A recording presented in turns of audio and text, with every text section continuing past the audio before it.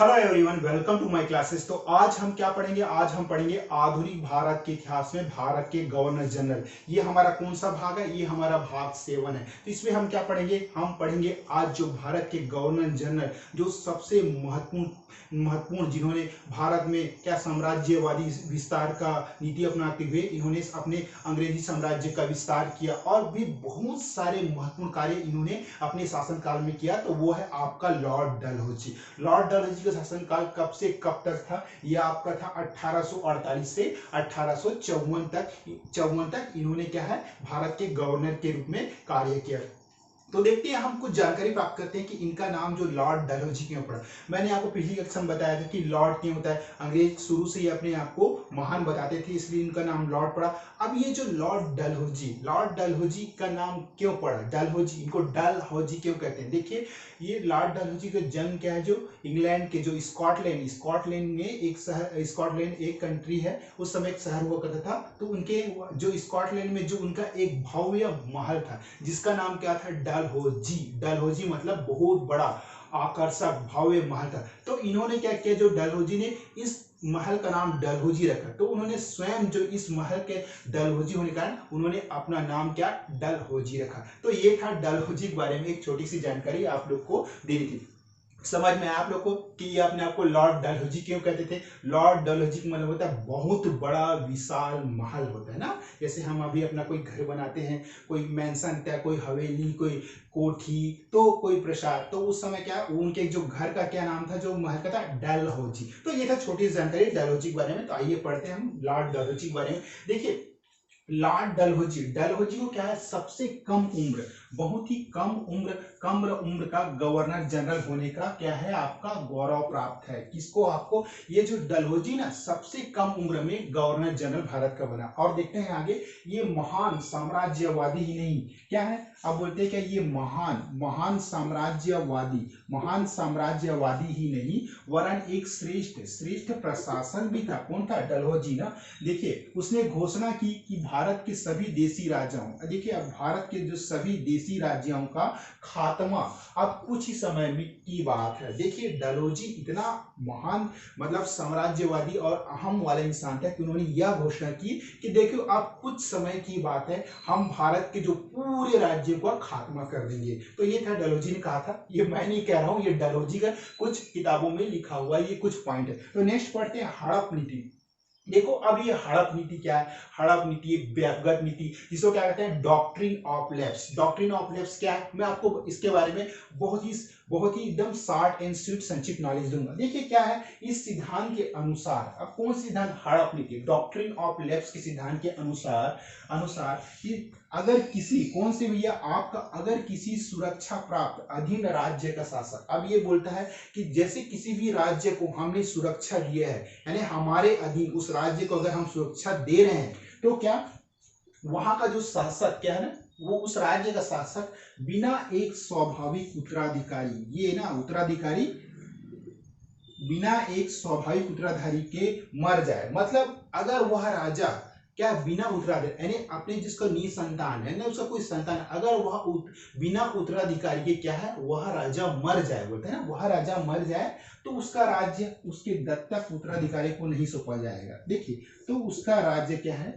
उसके दत्तक उत्तराधिकारी को नहीं सौंपा जाएगा। देखिए, मतलब इसका क्या मतलब है कि मैं आप लोगों को काफी अच्छे समझाता हूं। देखिए, अगर कोई राजा है, अगर वह अपने बिना पुत्र के अगर मर जाए, तो जो उसका जो राज्य जो सभी शासन है, राज्यों का पूरा जो शासन है, वो उसके दत्तक पुत्र को नहीं दिया जाएगा। दत्तक पुत्र का मतलब आप समझ रहे हैं? दत्तक पुत्र का मतलब होता है कि अगर किसी राजा का कोई बेटा ना हो, तो वह अपने जो रिश्तेदार या किसी किसी रिश्तेदारी बोलेंगे, किसी रिश्तेदार के पुत्र को अपनाकर वह उस राज्य का राजा बना सकता था। लेकिन अंग्रेजों ने यह स्वीकार नहीं की कि आप अपने किसी दत्तक पुत्र को उस राज्य का राजा नहीं बनाएंगे। तो यही था, दत्तक उत्तराधिकारी को नहीं सौंपा जाएगा। निसंतान मरने वाले नरेशों अब देखो, जो मैंने बताया कि जो बिना पुत्र के मरने वाले राजाओं को पुत्र गोद गोद क्या है, पुत्र गोद लेने की हेतु अंग्रेजों की सहमति अनिवार्य थी। मतलब आप कह सकते कि अगर कोई राजा का कोई पुत्र नहीं, अगर वो दत्तक कोई पुत्र एडॉप्टेड कर रहे हैं ना, तो वो क्या है, अंग्रेजों से एक सहमति लेना अनिवार्य था। तो उसका इसके बिना राज्य का विलय करेगा। अब देखो, अब ये क्या है, इसके बिना मतलब उसके बाद अगर कोई दत्तक पुत्र उनके उनके राज्य शासन को चलाने वाला नहीं होता था, तो अंग्रेजों का मानना था कि आप दत्तक पुत्र नहीं नहीं ले सकते। तो इसके बिना क्या है, वो राज्य को क्या है, अपने साम्राज्य में मिला लेते थे। कौन? अंग्रेज मिला लेते थे। तो इस और डलहौजी ने क्या, देशी राज्य, उसके बाद क्या है, डलहौजी ने अंग्रेजी राज्य को 3 श्रेणियों में बांटा। वो 3 श्रेणी कौन कौन से थे आपका? देखिए, एक होता है आपका स्वतंत्र राज्य ना, ये आपका स्वतंत्र राज्य होता है। दूसरा कंपनी पर आश्रित राज्य, और तीसरा है आपका कंपनी के अधीन राज्य। देखो कंपनी ये क्या है, आपका एक स्वतंत्र राज्य होता था। उसके बाद है कंपनी पर आश्रित राज्य होता था। तीसरा है कंपनी के अधीन राज्य, यानी कंपनी के कौन कौन से अधीन राज्य थे। तो इसके बारे में नेक्स्ट देखते हैं। देखिए, जो लॉर्ड डलहौजी ने जो सबसे पहले राज्य हड़पा था, वो है आपका सतारा। सतारा कहाँ है आपका? महाराष्ट्र में। कब हड़पा था? ये देखिए, पहला आपका सतारा 1848 में। दूसरा है आपका जयपुर या संबलपुर 1849। जो जयपुर तो आपका मध्य प्रदेश में है और संबलपुर का है आपका उड़ीसा में है। 1849 में उन्होंने हड़पा था। उसके बाद तीसरे नंबर में आपका बगहाट 1850 में है ये।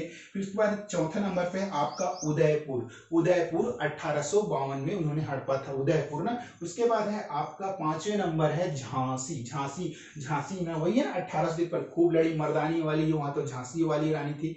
बुंदेलो हरबोलो के मुंह से हमने यह कहानी सुनी थी, खूब लड़ी वह मर्दानी वाली, वह झांसी वाली रानी थी। तो ये एक हम जब बचपन में पढ़ते थे तो एक छोटी सी कहानी है ये। आप झांसी की रानी के बारे में आपने तो पढ़ा ही होगा। इन्होंने अपने अंतिम समय तक क्या है, झांसी की रक्षा के लिए इन्होंने अंग्रेजों से लड़ाई की थी। वही थे झांसी 1853 में हड़पा। और लास्ट है छठवा है आपका नागपुर को कब हड़पा? 1854 में। तो ये थे आपका लॉर्ड डलहौजी की हड़प नीति, डॉक्ट्रिन ऑफ लेफ्ट के तहत इन्होंने जिन राज्यों को हड़पा, मतलब अपने साम्राज्य में मिला लिया, तो ये थी आपकी हड़प नीति ना। उसके बाद है कुशासन के आरोप लगाकर विलय। अब देखिए, इन्होंने कौन कौन से कुशासन के आरोप लगाकर क्या क्या विलय किए। देखिए, डलहौजी ने अपनी साम्राज्य लिप्सा की पूर्ति के लिए क्या है, अवध के नवाब, और क्या, अवध के नवाब वाजिद अली, आप इसको याद रखेंगे, वाजिद अली शाह पर क्या है, कुशासन का आरोप लगाकर 1856 में क्या है, उसे साम्राज्य में क्या है, मिला लिया। और बरार का भी विलय 1853 में किया। अब देखिए, इन्होंने क्या किया, कुशासन, मतलब आप कुशासन का मतलब क्या होता है कि आप अपने राज्य का शासन अच्छे से नहीं चला रहे हैं, तो हमें आप उस शासन को हड़प लेंगे। तो इन्होंने क्या किया, अवध के नवाब थे जो आपका वाजिद अली शाह पर एक कुशासन का आरोप लगाकर उसके जो राज्य को हड़प लिया। और जो क्या किया, बरार का भी विलय, जो आपको सिंध बरार था, बरार का विलय क्या 1853 में अपने साम्राज्य में कर लिया। उसके बाद नेक्स्ट पढ़ते हैं युद्ध द्वारा विलय। अब देखो, लॉर्ड डलहौजी एक साम्राज्यवादी था, मतलब इनका जो प्रमुख काम क्या था, आपका क्या था कि इन्होंने अंग्रेजी साम्राज्य को पूरे भारत में मिलाकर पूरे भारत से क्या है, उनके राजाओं को समाप्त करके अपना एक साम्राज्य चलाना था, मतलब एक बहुत बड़े राज्य की स्थापना चाहता था। तो अब इन्होंने क्या, युद्ध द्वारा विलय। अब देखिए, युद्ध के द्वारा इन्होंने क्या क्या किया। देखिए, डलहौजी लॉर्ड बोलते हैं हम भी, चलो किताबों में हम जब भी पढ़ते हैं तो किताबों में क्या होता है, Lord Dalhousie, Lord William Bentinck, Lord, तो लॉर्ड, तो मैं भी बोलता हूँ आपको लॉर्ड डलहौजी। डलहौजी के बारे में मैंने आपको बताया ना, डलहौजी एक बहुत बड़ा हाउस था, तो उन्होंने क्या अपने घर के नाम पर ही अपना नाम रख लिया, डलहौजी। तो पढ़ते हैं चलो लॉर्ड डलहौजी के बारे में। लॉर्ड डलहौजी ने कुछ भारतीय राज्यों को युद्ध जीतकर अंग्रेजी साम्राज्य का हिस्सा बनाया था। ये अंग्रेजी साम्राज्य का हिस्सा बनाया था। किसने? आपका डलहौजी ने। किसके द्वारा? इन्होंने कुछ भारतीय राज्यों को युद्ध करके जीतकर अंग्रेजी साम्राज्य का हिस्सा बनाया था। इसमें क्या है, आपका सबसे पहले पढ़ते हैं द्वितीय आंग्ल क्या है, सिख युद्ध। ये आपका द्वितीय आंग्ल सिख युद्ध कब हुआ था? 1848 से आपका, ये देखिए ना, 1848 से 49 में। इसमें क्या किया उन्होंने, पंजाब का विलय किया ना, पंजाब, ये आपका पंजाब, पंजाब का विलय किया। देखो डलहौजी के कार्यकाल में द्वितीय आंग्ल सिख युद्ध हुआ, द्वितीय आंग्ल सिख युद्ध हुआ, जो 18 अप्रैल क्या है 1848 से मार्च 1849 तक चला। इसी समय डलहौजी ने प्रसिद्ध कोहिनूर हीरा, कौन सा आपका प्रसिद्ध कोहिनूर हीरा, महारानी क्या, महारानी विक्टोरिया को, महारानी क्या विक्टोरिया को भेज दिया था। और राजा दिलीप सिंह, ये कौन थे, राजा दिलीप सिंह को थे, ये राजा रणजीत सिंह के सबसे छोटे पुत्र थे। तो राजा दिलीप सिंह को पेंशन लेकर पढ़ाई के लिए क्या है इंग्लैंड भेज दिया। ये आपका पढ़ाई करने के लिए क्या है इन्होंने इंग्लैंड भेज दिया था।